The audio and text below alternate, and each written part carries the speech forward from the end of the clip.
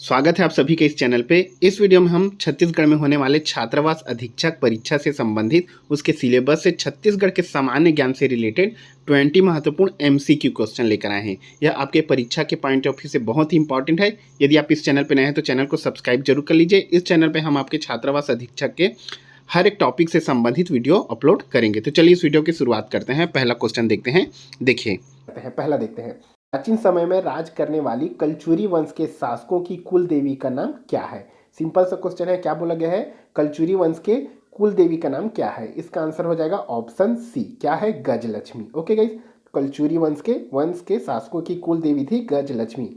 देखिए, कलचुरी शासकों का व्यक्तिगत धर्म शैव था, इनकी कुल देवी गजलक्ष्मी थी। अधिकांश शासकों ने अपनी मुद्रा में ओम नमः शिवाय उत्कीर्ण करवाया था, यह भी याद रखेंगे।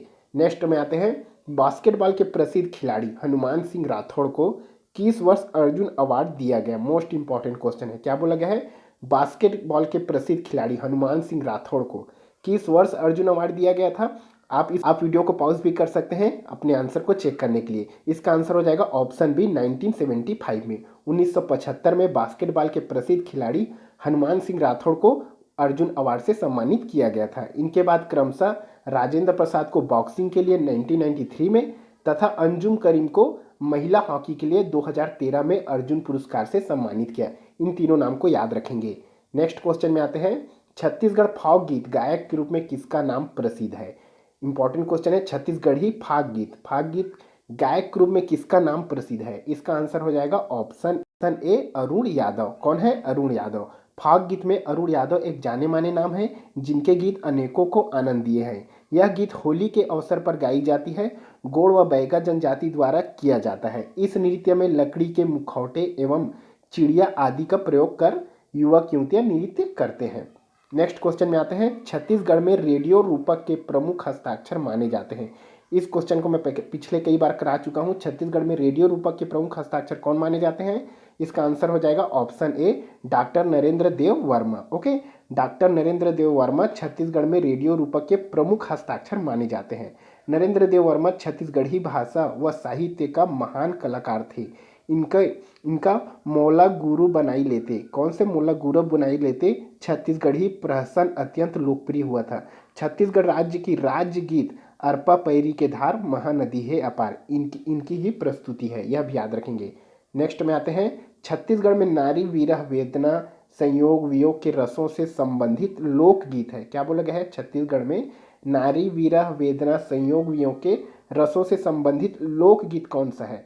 इसका आंसर हो जाएगा ऑप्शन 2, ददरिया। ओके, इसके बारे में देख लेते हैं। इसे छत्तीसगढ़ी लोकगीतों का राजा कहा जाता है, जो एक श्रृंगार रस पर आधारित प्रेम गीत है। सामान्यतः प्रदेश में फसल बोते समय युवक युवतियां अलग अलग दल बनाकर सवाल जवाब की शैली में अपने मन की बात को ददरिया गायन के माध्यम से प्रकट करते हैं।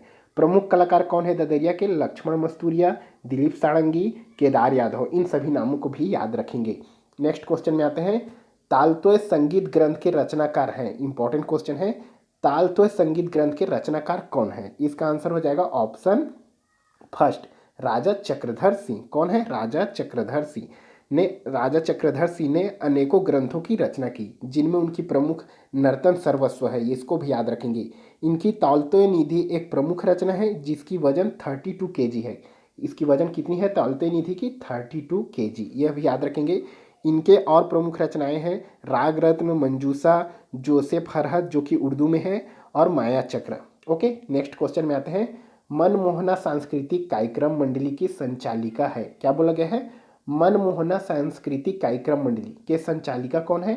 इसका आंसर हो जाएगा ऑप्शन फर्स्ट, तीजन बाई। कौन है इसकी संचालिका, तीजन बाई है। तीजन बाई के पंडवानी गुरु कौन थे, ब्रिजलाल पारधी, यह भी याद रखेंगे। पांडवानी को छत्तीसगढ़ी लोक बैल कहा जाता है। तीजनबाई पंडवानी कापालिक शैली में गाती हैं। छत्तीसगढ़ में पांडवानी के गुरु झाड़ू राम देवांगन को माना जाता है, यह भी याद रखेंगे। नेक्स्ट क्वेश्चन में आते हैं, छत्तीसगढ़ राज्य का सबसे ठंडा स्थान कौन सा है। इसका आंसर हो जाएगा ऑप्शन ए, सिंपल सा क्वेश्चन है, अंबिकापुर। अंबिकापुर छत्तीसगढ़ में सबसे ठंडी स्थान है। और सबसे अधिक गर्म कौन सा स्थान रहता है, रायपुर। नेक्स्ट क्वेश्चन में आते हैं, सबसे लोकप्रिय नृत्य छत्तीसगढ़ का कौन सा है। इसका आंसर हो जाएगा ऑप्शन 2, कर्मा। कर्मा क्या है, छत्तीसगढ़ ही का छत्तीसगढ़ का सबसे लोकप्रिय नृत्य है। सबसे पहले आप इनको कैटेगरी वाइज याद रखेंगे। लोक नृत्य में कौन कौन से कैटेगरी हैं, लोकगीत में कौन कौन से हैं और लोक नाट्य में कौन कौन से। इन सभी को कैटेगरी वाइज आप याद रखेंगे तो पढ़ने में आसानी होगी। छत्तीसगढ़ जनजाति में सबसे लोकप्रिय व प्राचीन नृत्य कर्मा को माना जाता है। यह दशहरा से प्रारंभ होकर वर्षा ऋतु तक चलता है। बैगा जनजाति में इसे बैगानी कर्मा कहते हैं। नेक्स्ट में आते हैं, जैन संप्रदाय का महत्वपूर्ण तीर्थ स्थल कौन सा है। जैन संप्रदाय का महत्वपूर्ण तीर्थ स्थल है ऑप्शन सी नगपुरा। शिवनाथ नदी के किनारे दुर्ग में यह स्थित है। यह 23वें तीर्थकार पार्श्वनाथ का यहाँ मंदिर है। और साथ ही जैन धर्म के प्रमुख स्थल और कौन से हैं, आरंग में स्थित है भांडल देव मंदिर। नेक्स्ट क्वेश्चन में आते हैं, कितने दिसंबर 1857 को ब्रिटिश शासन ने वीर नारायण सिंह को रायपुर के जय स्तंभ चौक में फांसी दी थी। क्या बोला गया है, कितने दिसंबर को 1857 को ब्रिटिश शासन ने वीर नारायण सिंह को जय स्तंभ पर फांसी दी। इसका आंसर हो जाएगा ऑप्शन बी 10 दिसंबर को। 10 दिसंबर 1857 को ब्रिटिश शासन ने वीर नारायण सिंह को जय स्तंभ चौक में फांसी दी थी। ओके, देखिए यह 1857 के स्वतंत्रता संग्राम में छत्तीसगढ़ से शहीद होने वाले प्रथम व्यक्ति थे। यह बिंझवार जनजाति से आते थे। इनका जन्म सोनाखान में हुआ था और 1857 में अंग्रेजों के खिलाफ इन्होंने विद्रोह किया था।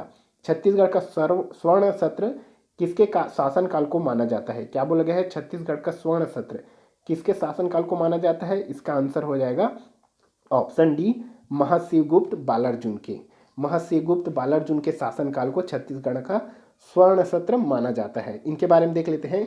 इनकी शासनकाल को छत्तीसगढ़ के इतिहास का स्वर्ण काल कहा जाता है। यह पांडुवंशी थे। इनकी थे 595 ईस्वी से 655 ईस्वी तक शासन किया। इनके शासनकाल में प्रसिद्ध चीनी यात्री वेन स्वांग ने 1639 ईस्वी में सिरपुर की यात्रा की थी। यह भी याद रखेंगे। नेक्स्ट क्वेश्चन में आते हैं, बैरिस्टर छेदीलाल जो बिलासपुर जिले के प्रथम बैरिस्टर थे जिसका जन्म स्थली है। क्या बोला गया है, बैरिस्टर छेदीलाल का जन्म स्थली कहाँ है। इसका आंसर हो जाएगा ऑप्शन सी अकलतरा। कहाँ है, अकलतरा। इनके बारे में देख लेते हैं। बैरिस्टर छेदीलाल जांजगीर चांपा में उनका जन्म हुआ था।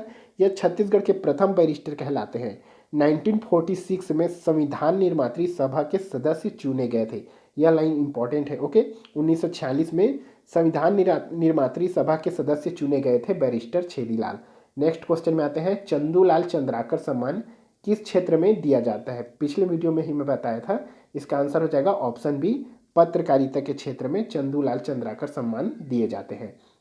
लास्ट क्वेश्चन में आते हैं, कांकेर किस नदी के किनारे पर स्थित है। इंपॉर्टेंट है। इसका आंसर हो जाएगा ऑप्शन सी दूध नदी के किनारे पर कांकेर स्थित है। और प्रमुख शहरें देख लेते हैं, जैसे कि बारसूर को पूछ देते हैं। बारसूर किस नदी के किनारे स्थित है। इसका आंसर हो जाएगा इंद्रावती। कोंडागांव नारंगी नदी के। सो गाइस, ये थे आपके 15 क्वेश्चन। कमेंट करके जरूर बताएं कि आपके 15 में से कितने क्वेश्चन सही हुए। और वीडियो अच्छा लगा तो लाइक, सब्सक्राइब और शेयर करना ना भूलें।